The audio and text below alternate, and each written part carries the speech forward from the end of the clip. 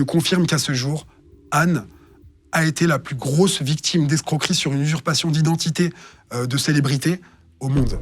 T'es en contact avec Anne aujourd'hui? Comment elle va? Malheureusement, elle va mal.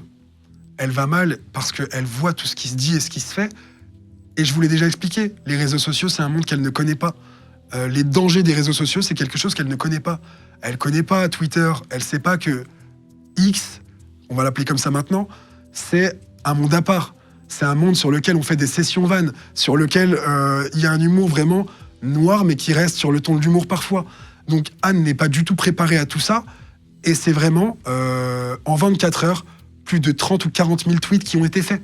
Pourquoi il y a autant de haine, autant de déferlement sur les réseaux, et on l'a vu, et finit en top tendance? C'est l'effet boule de neige, il y a autant de haine parce que les gens subissent l'effet de groupe, parce que les médias sur lesquels Anne est passée jusque maintenant, dans les gens de story, n'ont pas été bienveillants envers elle, et se sont amusés à aller surtout derrière reprendre 2-3 passages d'un tournage qui a duré plus de 10 heures au cumulé, mettre les pires passages dans l'émission, et justement accentuer le fait que Anne n'a pas de cerveau. Anne a été beaucoup plus naïve que quelqu'un d'autre, et ça, c'est complètement faux.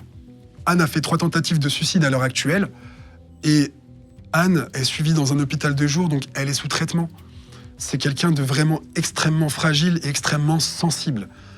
Comprenez la mesure quand je dis ça. Je vous parle vraiment de Anne, une mère de famille de 53 ans qui ne connaît pas les réseaux sociaux et qui est vraiment sensible à cause de la maladie qu'elle a et à cause de l'histoire qu'elle a.